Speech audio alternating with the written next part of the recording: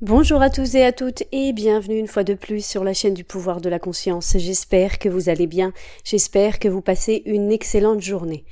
Aujourd'hui, une conférence de Neville Goddard intitulée « Mon nom pour toujours et je suis ». Avant de commencer avec la lecture, je vous invite à vous abonner à la chaîne si vous ne l'avez pas encore fait. N'hésitez pas à partager son contenu si vous pensez qu'il peut aider des personnes de votre entourage. Sans plus attendre et en vous remerciant de votre temps précieux, on commence avec la lecture.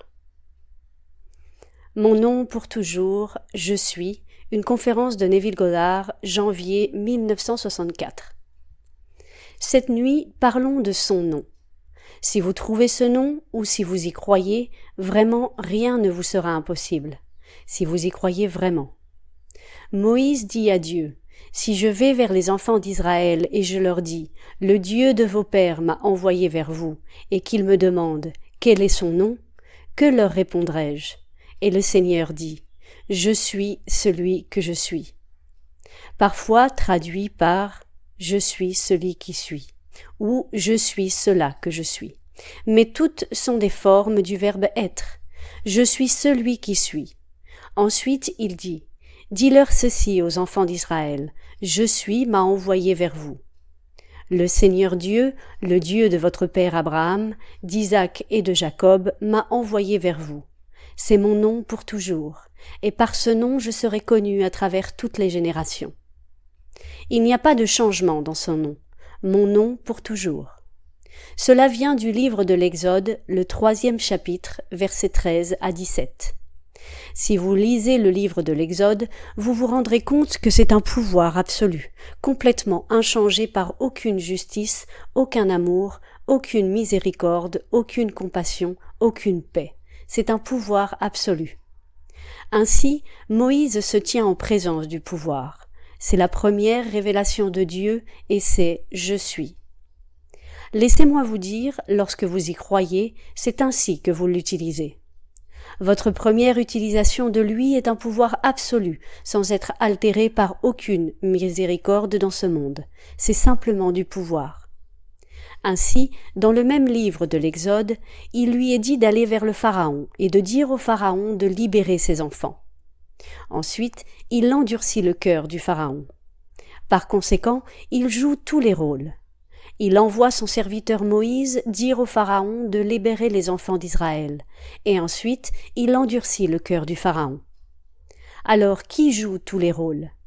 Si Jéhovah, qui signifie « je suis », est l'acteur principal dans tout événement, si vous adoptez ce nom de Dieu, voilà ce qui vous arrivera. Si vous le croyez vraiment et vous l'adoptez, alors le culte des personnalités héroïques ne pourra pas s'affirmer dans votre foi. Vous ne pouvez pas vous adresser à un autre être dans ce monde comme une personne importante dans votre vie, je vous le dis. Vous ne pouvez pointer personne. Ce soir, un grand homme quitte ce monde, et nous l'admirons tous comme personne. Mais lorsque vous adoptez le nom de Dieu, le Dieu d'Israël, et que vous croyez vraiment au Dieu d'Israël qui est « Je suis », et que vous savez qu'il joue tous les rôles, alors vous ne pouvez vraiment pas vous adresser à aucun culte des personnalités héroïques. Vous ne trouverez aucun autre en Israël, aucun autre pour absolument rien. Il n'y a que « Je suis ». Donc, la première révélation est le pouvoir absolu. Vous pouvez le faire et vous êtes invité à le faire. Le Pharaon, condamné par le monde, a été endurci par celui-là même qui lui a demandé de libérer les enfants d'Israël. Donc, quand vous le verrez, vous pourrez dire à la fin du drame, « Père, pardonne-leur, car ils ne savent pas ce qu'ils font. » Luc, chapitre 23, verset 34. Car Dieu le Père a joué tous les rôles. Mais vous ne savez pas que c'est Dieu le Père au premier stade de la révélation du nom. Le nom est révélé comme un pouvoir absolu, rien d'autre que le pouvoir. Et puis cela se développe et finalement arrive à la fin, et la fin est Dieu le Père. Et le Père est amour infini, mais nous ne savons pas cela jusqu'à la toute fin. On nous a dit, Dieu a parlé autrefois à nos pères par les prophètes, mais à la fin de ces jours, il nous a parlé par son Fils. Hébreux chapitre 1 verset 1. Maintenant, nous savons qu'il parle par un fils, donc il doit être un père. Vous ne pouvez pas parler par votre Fils à moins d'être le Père, et le Fils révèle le Père. Matthieu chapitre 11 verset 27. Mais jusqu'à ce que vous arriviez au point où vous verrez le Fils et vous saurez qui est Dieu le Père, vous êtes incité à utiliser le pouvoir absolu. Vous êtes invité à utiliser le pouvoir. Donc, puis-je vous dire comment l'utiliser? Le nom est simplement « Je suis ». Ce n'est pas Jean, ce n'est pas Marie, ce n'est aucun nom en dehors de « Je suis ». C'est Dieu et c'est un pouvoir infini. Vous pouvez ce soir, assis ici, fermer vos yeux à l'évidence et oser supposer que vous êtes maintenant celui ou celle que vous désirez être et supposer que vous l'êtes déjà. Ne demandez pas comment. C'est un pouvoir absolu, et d'une manière que personne ne connaît, cette supposition réorganisera complètement la structure de votre monde et reflètera l'accomplissement de votre supposition. Vous pouvez en ce moment même supposer que vous êtes ailleurs, même si vous êtes ici et que vous n'avez pas les moyens d'y aller. Et soudain, si vous osez le supposer, en croyant au nom, le seul nom que le Dieu d'Israël possède, « Je suis », si vous osez le supposer, alors un pont d'incident se formera à travers lequel vous serez obligé de vous déplacer. Vous vous déplacerez à travers ce pont d'événements vous menant à l'accomplissement de votre supposition. Si vous croyez au nom du Dieu d'Israël, vous ne quitterez jamais l'Égypte tant que vous n'accepterez pas le Dieu d'Israël. Personne ne le fait. Tout le monde est en Égypte. Tout le monde est enterré dans un cercueil, comme cela nous a été si magnifiquement dit dans le berceau de la Bible, qui est le livre de la Genèse, et je cite « Au commencement, Dieu ». Ainsi commence, et la Bible se termine, c'est-à-dire le livre de la Genèse ainsi, dans un cercueil en Égypte. Genèse, chapitre 1, verset 1 et chapitre 50, verset 26. Et qui est mis dans un cercueil en Égypte? Joseph, le rêveur. Eh bien, qui est le rêveur? N'êtes-vous pas un rêveur? Voici venir le rêveur, Joseph, le prototype de l'accomplissement du dessein de Dieu. Genèse, chapitre 37, verset 19. Il a dit « Vous avez pensé me faire du mal. Vous aviez l'intention de me faire du mal, mais Dieu l'a tourné en bien. » Genèse, chapitre 50, verset 20. Donc Dieu a joué les deux rôles. Il vous a fait vendre en Égypte, et pourtant il l'a fait avec un but, que je puisse montrer au monde entier qui est Dieu. Il est le rêveur dans l'homme est Dieu. Quand vous dites « je suis », c'est Dieu. La Bible ne reconnaît qu'une seule source de rêve. Tous les rêves, toutes les visions viennent de Dieu. Nombre chapitre 12 verset 6, Job chapitre 33 verset 15. Donc pendant que je suis ici, je peux rêver éveillé ou je peux fermer mes yeux et faire une petite sieste et avoir un rêve endormi incontrôlé. Ou je peux ouvrir mes yeux sur le monde, ignorer le monde entier et avoir un rêve éveillé contrôlé. C'est toujours le même rêve. C'est le pouvoir qui est Dieu, qui est « Je suis ». Alors si vous acceptez le Dieu d'Israël, vous commencez à sortir d'Égypte. C'est le début de l'Exode. Mais pour l'homme, il est difficile de maintenir le passé. Il est toujours en train de se diriger ici, ou là, ou vers n'importe quel autre endroit. Il semble ne pas pouvoir rester fidèle au passé. Le passé est « je suis ». Si je dis « vous êtes », je suis dehors. Si je dis « il est », je suis dehors. Si j'utilise le mot « Seigneur » et je pense à autre chose que « je suis » dehors. Si j'utilise n'importe quel nom utilisé dans les Écritures pour Dieu et je ne permets pas qu'il soit enregistré en moi comme je suis complètement dehors. Ainsi, le Yod He Vav He, ce qui signifie le Seigneur dans les Écritures, ce qui signifie je suis, est le verbe être. Mais il n'a pas de son. Ce sont 4 consonnes et personne ne peut vraiment les prononcer. Mon vieil ami Abdullah a essayé de m'expliquer comment les prononcer, mais il ne pouvait pas les prononcer. Vous ne pouvez pas prononcer Yod He Vav He en hébreu. Il n'y a pas de moyen de le prononcer. Mais nous ajoutons quelque chose et essayons de lui donner un son. Nous l'appelons Jéhovah. Certains l'appellent Yahvé. Mais vous ne pouvez pas prononcer le nom. C'est le nom imprononçable de ce pouvoir qui est « je suis ». Souvenez-vous toujours que quand ils utilisent le mot Adonai, ils utilisent le mot Adonai pour dire Yod, He, Vav, He. Parce qu'ils ne peuvent pas prononcer Yod, He, Vav, He. Alors ils disent Adonai. Parfois, ils utilisent un autre mot, Aleph Lamed, et ils utilisent tant d'autres mots. Mais peu importe quel mot vous entendez pour Dieu, vous pouvez toujours vous souvenir que c'est je suis et personne d'autre. Ainsi, vous ne pouvez pas vous tromper. Tout est possible pour Dieu. Si un homme peut se tenir devant une affiche et simplement voir dans cette affiche ce qu'il veut voir, ce qu'il, s'il voyait, indiquerait qu'il est le propriétaire de l'immeuble, alors qui est celui qui regarde ? Je suis. Eh bien, qu'est-ce que vous voyez ? Je vois, etc. Et je dis exactement ce que je vois.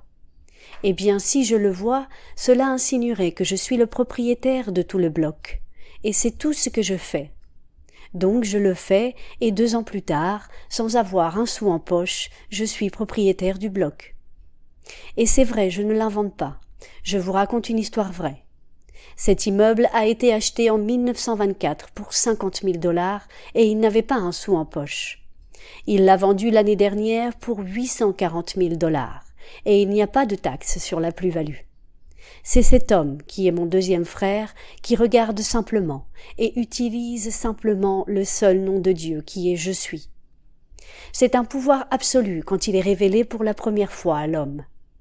Ainsi, nous continuons à condamner le Pharaon. Pourquoi condamner le Pharaon quand l'être qui joue le Pharaon joue le rôle de Moïse ? Il joue tous les rôles dans le monde, absolument tous. Après l'avoir utilisé, et normalement c'est de manière sotte, méchante, sans miséricorde, pourtant à la fin il n'y a pas de condamnation. Vous vous déplacez vers une fin prédéterminée, pour découvrir que Dieu est Père et l'amour infini est Dieu. Mais ce soir, je partage avec vous ma propre connaissance et mon utilisation de ce nom en pouvoir. Je peux aussi partager avec vous, et je le ferai, ce nom dans son état final en amour. Parce que lorsque vous atteignez la fin du développement du nom, vous êtes Dieu. Ainsi vous commencez au début, et il vous a été dit « Je t'ai éprouvé dans les fours de l'affliction, pour moi, pour l'amour de moi-même, et je le ferai, car comment mon nom serait-il profané ? Ma gloire ne la donnerai-je à aucun autre. » Ésaïe, chapitre 48, versets 10 et 11. Dieu n'est loué que devant Dieu. L'Esprit n'est loué que devant l'Esprit. La vie seule est louée devant la vie. Donc si je reçois louange, la gloire de Dieu, je dois venir à Dieu en premier. Donc voici les paroles du chapitre 17 de Jean, et je cite « Père, glorifie ton Fils, afin que le Fils te glorifie. » Verset 1. Le Fils ne peut glorifier le Père que lorsque le Père l'aura d'abord glorifié. Maintenant, il fait cette déclaration. J'ai achevé l'œuvre que tu m'as donnée à faire. Maintenant, Père, glorifie-moi auprès de toi-même de la gloire que j'avais auprès de toi avant que le monde existe. Versets 4 et 5. Eh bien, qui pose cette question ? Vous et moi, quand nous aurons terminé le travail. Quand nous aurons terminé tout le travail qui nous a été donné à faire, nous ne demanderons que le retour de la gloire à laquelle nous avons renoncé pour assumer la limitation de la chair. Parce que celui qui pose la question est le pouvoir créatif et la sagesse de Dieu personnifiée en tant qu'homme. Donc, pour venir ici, nous sommes venus avec un but. Et pour venir ici, nous devons avoir été le pouvoir créatif et la sagesse de Dieu. Car c'est ce que le Christ est, comme il nous est dit dans le livre de Corinthiens, au 1er chapitre de la première épître aux Corinthiens, et je cite « Jésus-Christ, puissance de Dieu et sagesse de Dieu » verset 24. Donc, il est incarné en tant qu'homme. Mais quand il aura accompli son travail, qui est le développement du nom de Dieu, quand il arrivera à la fin de tout et qu'il se réveillera en tant que Dieu le Père, maintenant, j'ai achevé l'œuvre que tu m'as donnée à faire. Maintenant donc, Père, glorifie-moi auprès de toi-même de la gloire que j'avais auprès de toi avant que le monde existe.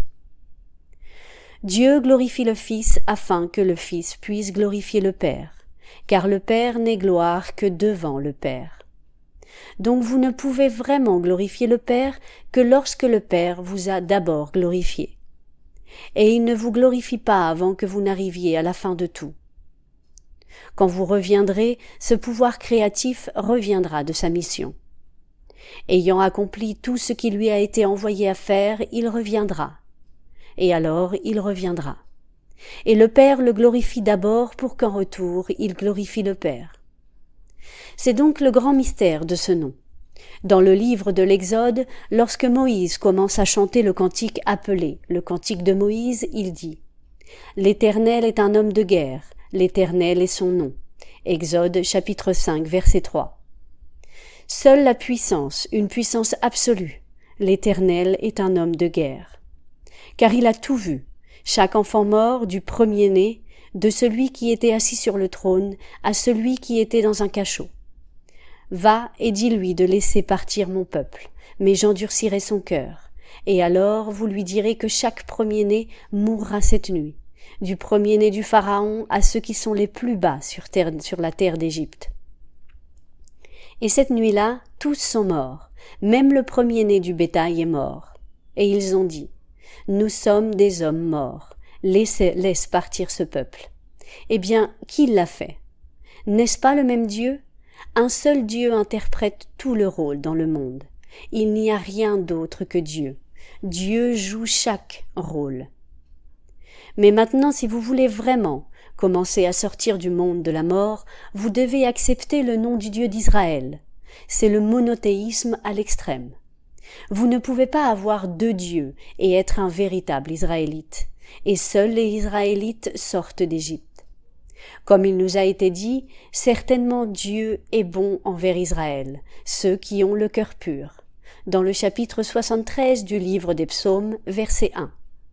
Ensuite, il regarde et voit Nathanaël, qui a été appelé Nathanaël, ce qui signifie le don de Dieu. Et il dit, « Voici un vrai Israélite et qu'il n'y a pas de tromperie. » Jean chapitre 1, verset 47. Il n'y a pas deux dieux, seulement un Dieu.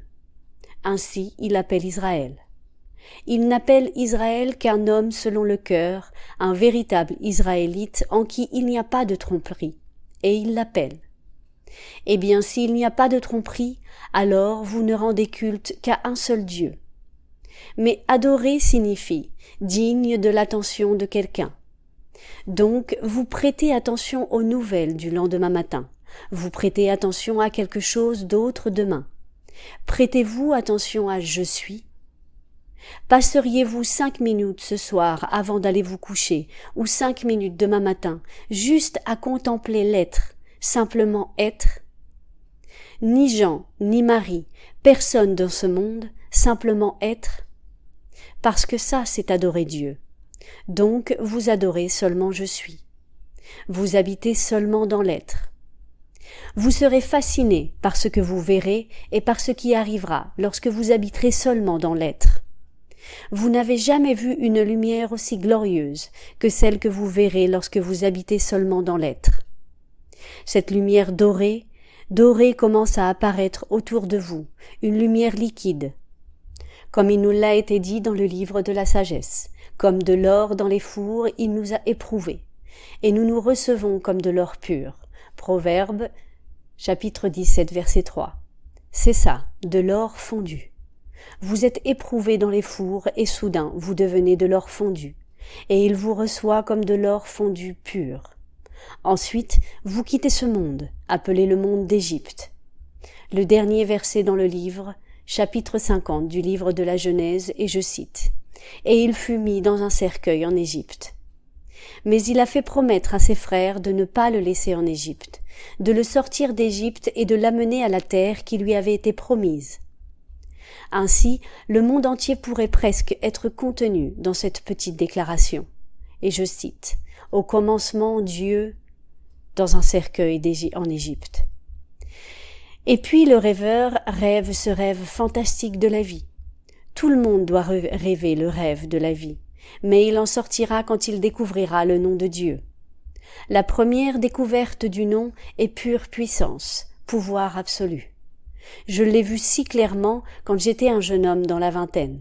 J'ai été emmené dans la société divine, et le premier que j'ai rencontré était une puissance infinie, une puissance pure, pas un fil de miséricorde en sa présence, ni de paix, ni d'amour, mais dans la même société était l'amour infini, qui m'a embrassé.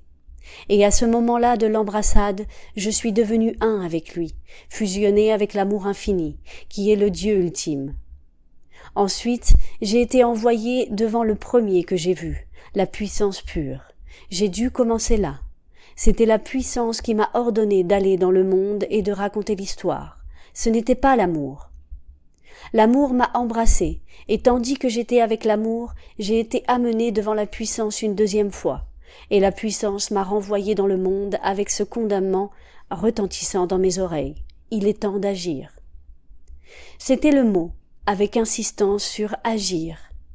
Dieu seul agit et est en tous les êtres existants ou hommes. Alors laissons celui qui est seul décider. Phrase de Blake.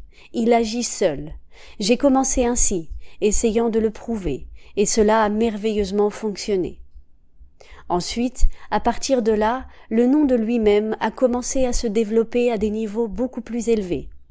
Toujours la puissance, mais de niveaux plus en plus élevés, jusqu'à ce que vous atteigniez enfin le dernier, et le dernier est l'amour.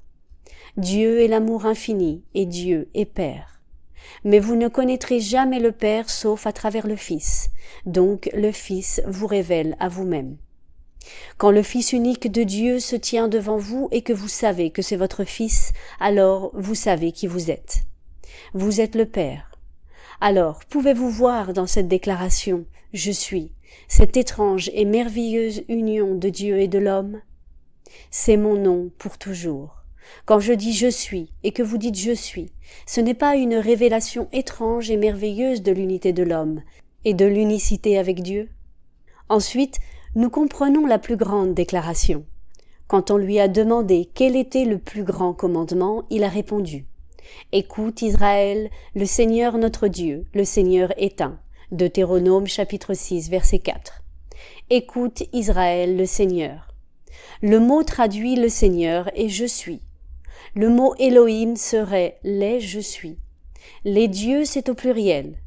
Puis revient le Seigneur je suis est un. Ici nous avons une union composée, un fait de plusieurs. Ainsi nous tous ensemble formons le seul Seigneur qui est le Dieu d'Israël. Personne ne quitte ce monde fabuleux de mort avant d'avoir d'abord accepté le Dieu d'Israël qui est je suis. Ensuite il commence.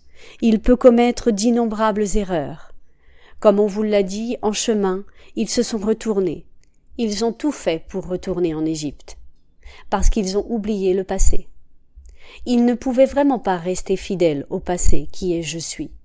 Alors ils ont construit un veau d'or, et ils ont construit autre chose, ils ont fait autre chose. Tout en conflit avec le deuxième commandement. Tu ne te feras pas d'idole ni de représentation de ce qui est en haut dans les cieux, ni de ce qui est en bas sur la terre, ni de ce qui est dans les eaux sous la terre. Exode chapitre 20 verset 4. Eh bien, une idole n'a pas nécessairement à être quelque chose de physique. Ce pourrait être une idée. Ils vous diront « J'ai rencontré une personne merveilleuse. Viens l'écouter. » ou « venez l'écouter. » Alors, il est complètement proche de Dieu. Alors, vous oubliez le « je suis » et vous allez vers le « il est ». Ce n'est pas Dieu. Il n'est pas là, dehors du tout. Dieu ne porte pas le nom appelé Neville ou Jean Dupont. Ce sont des masques, oubliez-les. C'est simplement « je suis ». Alors, où que vous soyez dans ce monde, quoi que vous fassiez, si vous pouvez simplement vous rappeler du nom de Dieu et vous y référer, vous serez instantanément racheté.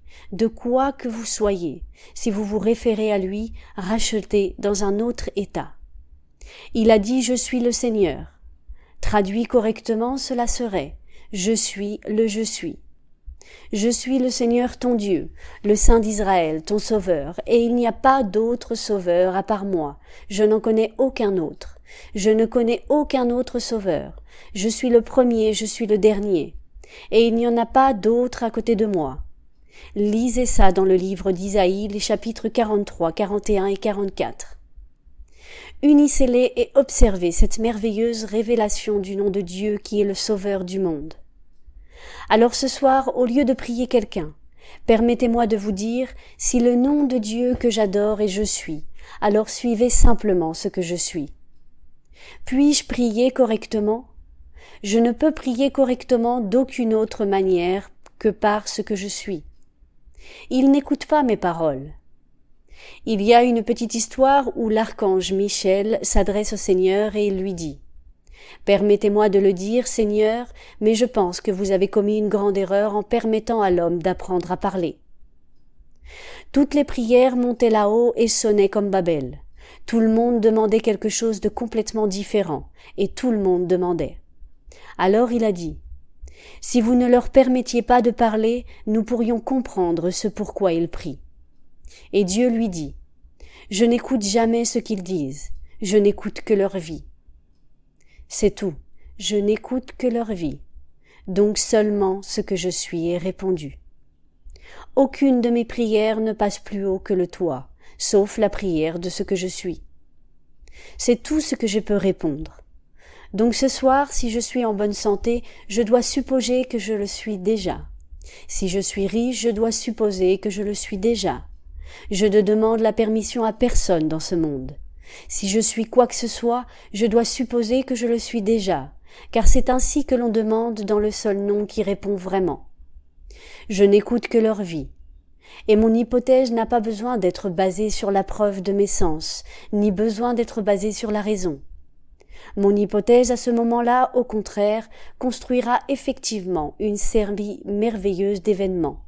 Et alors, moi, debout ici, je serai obligé de marcher à travers une série d'événements, à travers un pont d'incidents, et de me déplacer exactement là où mon hypothèse me mène. Je l'ai fait maintes et maintes fois, quand les choses semblaient très sombres, et je ne pouvais pas me diriger vers la lumière, et je ne savais pas où aller. Je n'avais pas d'argent, je n'avais rien de ceci, rien de cela, et j'ai osé supposer que j'étais l'homme que je voulais être, et que j'étais là où je voulais être, ce qui aurait nécessité une grande fortune. Et étrangement, tout est venu de nulle part. Je n'ai pas eu à mettre la main dans la poche de quelqu'un d'autre pour l'obtenir. Je n'ai rien fait dont je pourrais avoir honte pour l'obtenir, c'est simplement arrivé. Mais en regardant en arrière, on a tendance à pencher, à croire que cela se serait arrivé de toute façon, à cause de l'ancienne formation mentale. Et c'est alors que l'on retourne à un autre Dieu, et l'on oublie le Dieu d'Israël. On doit toujours se souvenir du Dieu d'Israël, et le Dieu d'Israël est votre propre merveilleuse imagination humaine. C'est le Dieu d'Israël. C'est le Dieu qui a créé le monde entier et l'a amené à l'existence, et qui le soutient. Il n'y a pas une seule chose qui vient dans ce monde qui ne soit pas soutenue par votre propre merveilleux acte imaginaire. Elle ne reste pas dans le monde sans ce soutien, et quand elle cesse de recevoir ce soutien, elle disparaît comme si elle n'avait jamais été présente. C'est le Dieu dont je parle. C'est le Dieu d'Israël, votre propre merveilleuse imagination humaine. Le dont je parle comme le je suis, c'est Dieu. Commencez ce soir, car vous êtes encouragés à le faire. Retournez au livre de l'Exode, c'est un pouvoir absolu. Si vous êtes dans les affaires, essayez-le. Il viendra un jour où vous traverserez la série complète, et vous arriverez au sommet de tout cela, et vous découvrirez qu'il est le Dieu d'amour, non seulement le Dieu de l'amour, mais le Père. Ainsi Dieu doit vous donner à la fin lui-même pour recevoir la gloire, car il ne peut recevoir la gloire de personne d'autre que de lui-même. Donc pour recevoir votre gloire, il doit se donner à vous-même. Et il est le Père, donc il se donne lui-même comme Père, et en le faisant, il vous donne son Fils. Alors vous voyez son Fils, et son Fils vous appelle Père. Et vous le savez, il n'y a aucun doute dans votre esprit sur qui il est. Il est votre Fils. Vous voyez son visage céleste qui est le Fils unique de Dieu. Psaume chapitre 2 verset 7. Et vous savez que vous êtes son Père et qu'il est votre Fils. Et ensuite le drame se termine. Mais l'héritage qui est Dieu lui-même ne peut être réalisé, ou du moins ne peut être complètement réalisé par vous qui a eu l'expérience tant que vous portez ce vêtement de chair. C'est le voile de l'oubli, c'est l'amnésie, ce petit vêtement, une amnésie totale lorsque vous entrez dans ce monde et assumez les limitations du vêtement de la chair. Donc, vous interprétez le rôle, et ensuite, vous entendez de ceux qu'il a envoyés dans le monde, la vraie signification de son nom et la puissance de son nom. Vous le prenez et vous l'utilisez. S'il se prouve dans l'accomplissement, est-ce que cela importe vraiment ce que pensent les autres? Qu'est-ce que nous connaissons dans ce monde de mieux et absolument qu'est-ce que nous avons expérimenté par nous-mêmes? Donc, si je l'ai expérimenté, est-ce que cela importe vraiment ce que quiconque dans ce monde me dit? Je vous le dis, vous n'avez pas expérimenté, sinon vous ne diriez pas que ce n'est pas correct. Si vous l'aviez expérimenté, vous seriez d'accord avec moi. Donc, vous ne l'avez pas expérimenté. Attendez, vous allez bientôt le faire. Après qu'un homme ait expérimenté Dieu, cela n'a vraiment pas d'importance ce que le monde dit sur le fait qu'il n'y a pas de Dieu. Beaucoup d'entre eux disent qu'il n'y a pas de Dieu. Cela n'a vraiment pas d'importance. Ils marcheront aveugles, sans savoir. D'abord, ils le trouveront comme puissance. C'est ainsi qu'ils le trouveront en premier. Quand ils le trouveront comme puissance, ils l'utiliseront, et ils l'utiliseront mal. Et quand ils l'utiliseront mal, qui est-ce qui l'utilise mal? Dieu ce mal utilise lui-même. Il s'utilise mal avec son propre nom.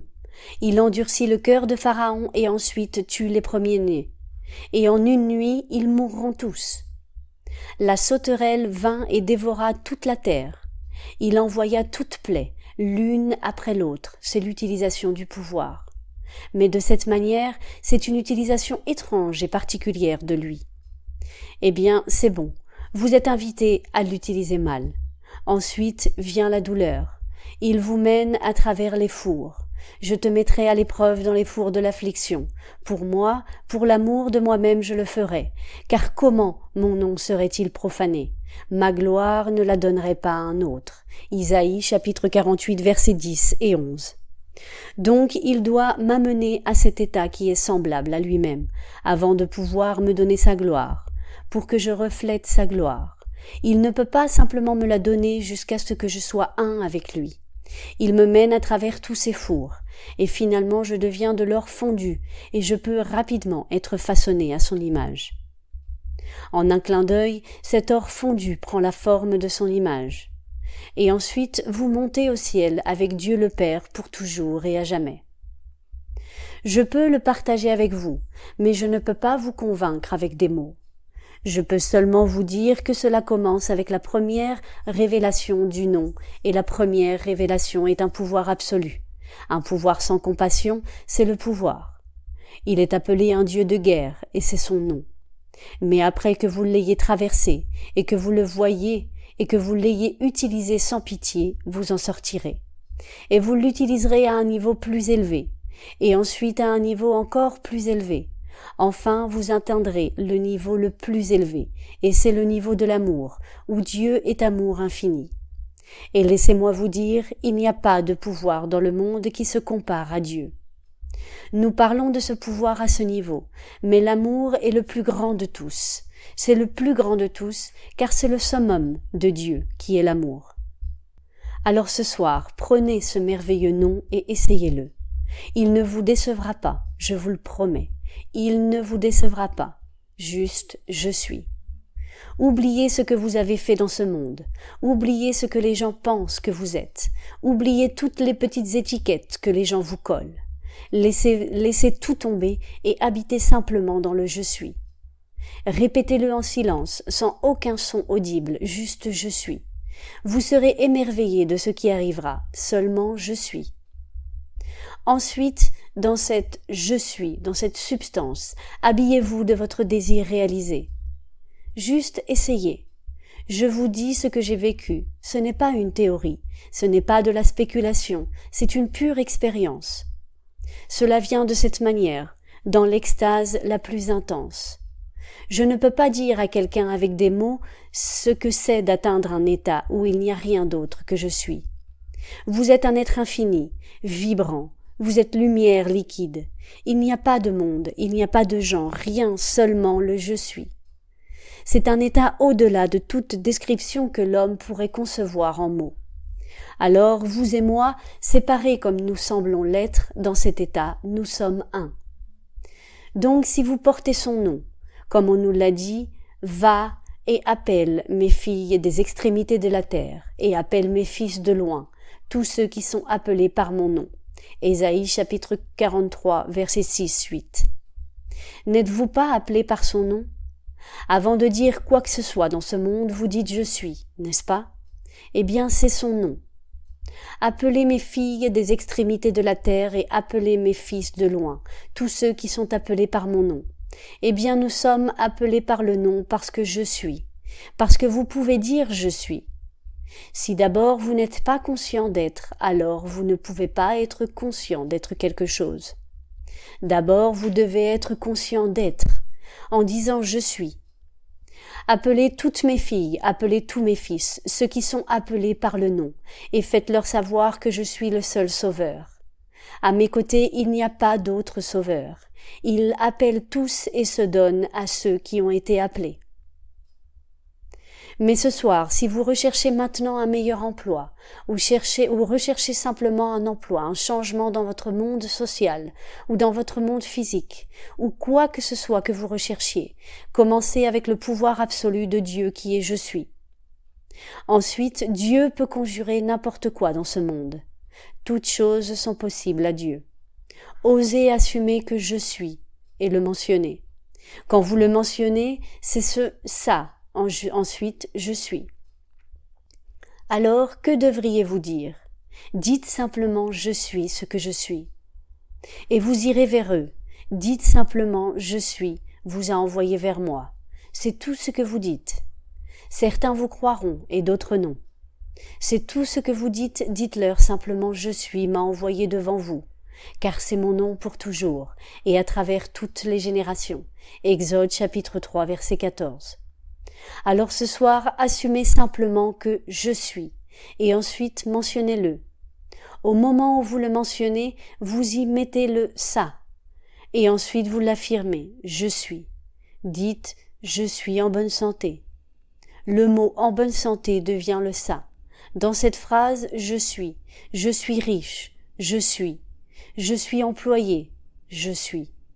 Ainsi, cette phrase que nous mettons au milieu, c'est-à-dire « employé », devient le « ça » de la phrase. « Je suis » et vous l'affirmez. Puis endormez-vous dans cette déclaration comme si c'était vrai, et mettez Dieu à l'épreuve et vous verrez. Comme il vous est dit, « Venez, mettez-moi à l'épreuve, dit l'Éternel des armées, et voyez si je n'ouvre pas pour vous les fenêtres des cieux, si je ne répands pas sur vous la bénédiction en abondance. » Malachie chapitre 3 verset 10. Jésus-Christ est en vous, à moins que vous ne soyez réprouvés. 2 Corinthiens chapitre 13 verset 5. Jésus-Christ est la puissance et la sagesse de Dieu. 1 Corinthiens chapitre 1 verset 24. C'est ce pouvoir. Alors essayez-le ce soir et voyez si vous n'extériorisez pas dans votre monde ce que vous affirmez être vrai de vous-même. Maintenant, entrons dans le silence.